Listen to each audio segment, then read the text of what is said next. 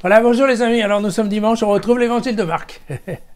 Cette fois-ci au chapitre 3, les versets 20 à 35, qui vont nous parler, entre autres, de la famille de Jésus. Jésus vient à la maison et de nouveau la foule se rassemble à tel point qu'ils ne pouvaient même pas prendre leur repas. Alors à cette nouvelle, les gens de sa parenté vinrent pour s'emparer de lui, car ils disaient « il a perdu la tête ». Et les scribes, qui étaient descendus de Jérusalem, disaient « il a Belzéboul en lui ». C'est par le chef des démons qu'il chasse les démons. Alors il les fit venir et il leur disait en parabole. Écoutez, comment Satan peut-il expulser Satan? Si un royaume est divisé contre lui-même, ce royaume ne peut se maintenir. Si une famille est divisée contre elle-même, cette famille ne pourra pas tenir. Et si Satan s'est dressé contre lui-même, et si il est divisé, alors il ne peut pas tenir, c'en est fini de lui. Mais personne ne peut entrer dans la maison de l'homme fort et piller ses biens s'il n'a pas d'abord ligoté l'homme fort. Alors, il pillera sa maison, et en vérité, je vous déclare que tout sera pardonné aux fils des hommes, les péchés et les blasphèmes aussi nombreux qu'ils en auront proférés. Mais si quelqu'un blasphème contre l'Esprit Saint, alors il reste sans pardon à jamais, il est coupable de péché pour toujours. Cela parce qu'il disait « il a un esprit impur ». Alors arrivent sa mère et ses frères. Restant dehors, ils le firent appeler.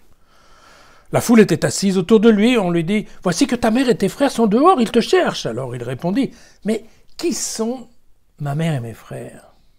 Et parcourant du regard ceux qui étaient assis en cercle autour de lui, il dit « voici ma mère et mes frères. Quiconque fait la volonté de Dieu, voilà mon frère, ma sœur, ma mère. »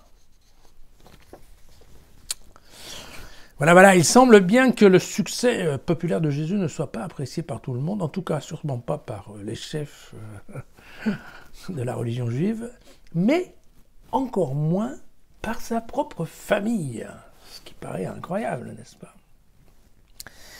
Alors, ce texte, il a une structure littéraire qui est classique, qui est, en fait, il part d'abord de la famille, ensuite il parle des scribes, et pour revenir enfin à la famille, c'est ce qu'on appelle une structure en sandwich, voilà. On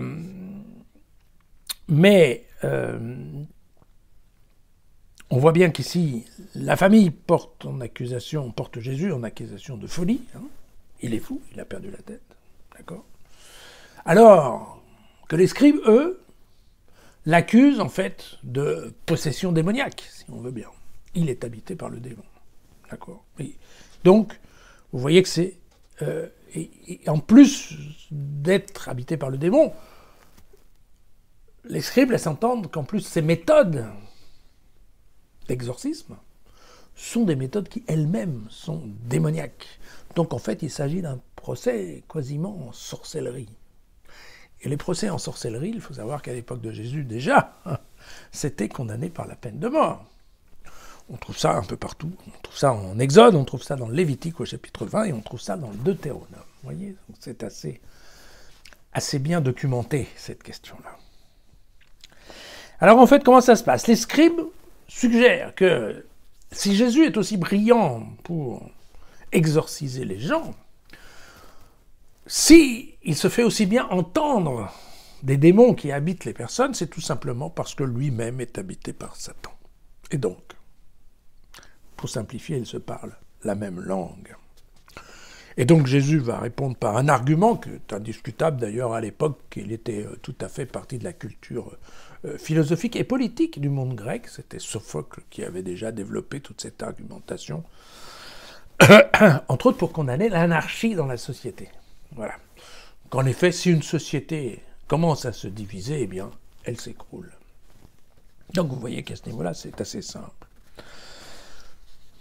Concernant les méthodes que les scribes jugent, elles aussi, un peu démoniaques, alors, Jésus répond par la parabole de l'homme fort. Alors, l'homme fort, c'est un peu bizarre, parce que cet homme fort, il faut comprendre que dans cette parabole, l'homme fort, c'est Satan. que la maison, c'est la personne qui est possédée par le démon, et puis qu'en fait le voleur qui vient, c'est lui Jésus. Voilà. Et en fait, c'est l'idée qu'il veut passer par là, c'est qu'il y a une véritable stratégie de lutte, voilà, de la part de Jésus, donc du bien, du bon, de Dieu, pour vaincre Satan, tout simplement. Et c'est important, pourquoi? Parce que, vous voyez qu'on attend des prêtres qu'ils sachent identifier clairement ce qui ne va pas chez les gens. C'est-à-dire, où ils sont malades, où ils sont habités par un esprit, voire par le démon. D'accord? Et ce sont les prêtres, vous savez que les prêtres, vous vous souvenez, dans le cas par exemple de la lèpre, ou de la peste, ou de quelconque maladie, par exemple dermique, ce sont bien les prêtres qui décident si vous êtes contagieux ou pas, et surtout s'il faut vous mettre à part ou pas. Et donc on leur demande en fait des capacités presque médicales pour déterminer ce qui se passe. Alors, ce que Jésus met en cause, c'est leur incapacité en fait à détecter si une personne, elle parle l'esprit de Satan ou elle parle l'esprit de Dieu. Et donc, si elle ne sait pas détecter l'esprit, et si elle considère que Jésus est habité par Satan, au lieu d'être habité par Dieu, alors Jésus transforme ça en une accusation de blasphème. Jésus est en train d'accuser les scribes de blasphème contre l'esprit, en disant que ça c'est un péché qui est impardonnable. Vous vous souvenez que dans l'évangile de Jean, la définition du péché, c'est de refuser la révélation du Christ, de Dieu, dans la personne de Jésus. Vous voyez qu'ici, c'est exactement pareil. Alors, évidemment, Marc ensuite fait un amalgame avec la famille, parce qu'il reprend le sujet de la famille. La famille, elle dit qu'il est fou. Donc ça n'a un peu rien à voir. Et puis donc, voilà, Marc a tendance à faire la substitution, en fait, de la famille, la nouvelle famille, une famille dont le critère de définition va être, en fait, l'écoute et l'application des commandements de Dieu, par rapport à, tout simplement, la famille naturelle. Alors, à propos de la famille, il y a deux choses importantes à savoir concernant la famille de Jésus. Tout d'abord, dans ce texte-là, on a l'impression que Jésus avait des frères. Et il y a eu tout un mouvement d'exégèse par l'Église pour dire non, mais l'appellation frère, c'est pas vraiment frère, c'est en fait, ça peut être un peu les cousins, ça peut être les voisins, enfin vous savez, on en avait déjà parlé, bon, on sait pas trop ce qu'est un frère. Mais là, l'embêtant, c'est que dans cette version de l'évangile de Marc, on a trouvé, entre autres, des textes, vous savez, dans les fameuses grottes de Qumran, où là, par contre, les textes étaient écrits en araméen. En araméen, il n'y a pas de doute, les frères, ce sont bien les frères et les sœurs, les frères de sang. D'accord. Donc, typiquement, c'est un évangile qui nous dit que Jésus avait des frères. Évidemment, l'Église catholique ne veut pas entendre parler, parce qu'entre autres, elle a quand même décrété la virginité perpétuelle de Marie. Donc, ça fait un peu désordre. C'est une des discussions qu'il y a entre protestants et catholiques. Mais, typiquement, dans ce texte-là, on parle bien des frères. Et puis, d'ailleurs, à ce propos, on remarquera qu'ici, Marc ne donne pas le nom de la mère de Jésus, il aurait pu l'appeler Marie quand même. Et puis, vous avez vu, il y a des frères et il y a la mère, mais le père, on n'en parle pas, il a disparu.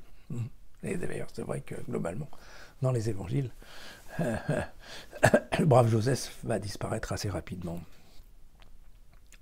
Alors d'ailleurs, dans les hypothèses qui ont été formulées, de telle façon à faire comprendre l'histoire de la virginité, on a dit qu'éventuellement les frères pouvaient aussi être des demi-frères qu'aurait eu Joseph dans un premier mariage. Avant Marie, vous voyez, on a développé... Enfin, l'Église est assez bonne pour ça. La deuxième chose qu'il faut savoir, c'est à propos de Jacques, en fait, ce qu'on appelle Jacques le Juste. Jacques le Juste, qui est supposé être le frère, et le frère de sang de Jésus, il a pris la place de Pierre à la mort de Pierre, donc comme responsable de l'église de Jérusalem.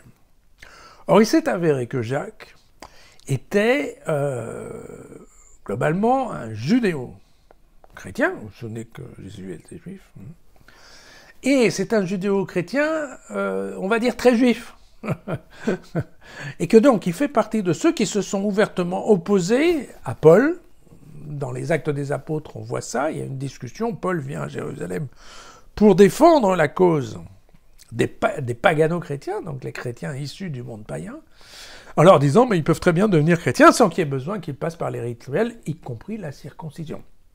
Et Jacques faisait partie des gens qui étaient absolument contre cette option-là, que Pierre, à la fin, a dit, mais oui, d'accord, ça marche, ils peuvent rentrer, être chrétiens sans être circoncis. D'accord ? Et probablement, ce qui se passe, c'est que Marc, qui a croisé, probablement, Jacques, eh bien, effectivement, encore une fois, Jacques le Juste, on l'appelle le Juste parce que, justement, le Juste en tant que juif, vous voyez. Bon, voilà, et en fait, Marc s'est pas mal frité avec Jacques. Parce que dans l'évangile de Marc, on comprend bien que la communauté chrétienne est faite pour être composée à la fois de personnes issues du monde juif et du monde païen. Et donc, effectivement, il y a une opposition qui est notoire, et on comprend un peu mieux pourquoi Marc fait un évangile dans lequel, eh bien, la famille de Jésus, vous voyez, elle n'est pas forcément très bien vue. D'abord parce qu'elle traite Jésus de fou, et que Jésus, en fait, quelque part, on va pas dire qu'il ironie, mais un peu quand même. Alors, probablement, le trait est exagéré, comme d'habitude, dans ce genre de texte, mais il n'a jamais écrit qu'un évangile devait forcément être ni objectif, ni pondéré. Et dans le cas de Marc, probablement, c'est pas pondéré du tout. Voilà. À demain.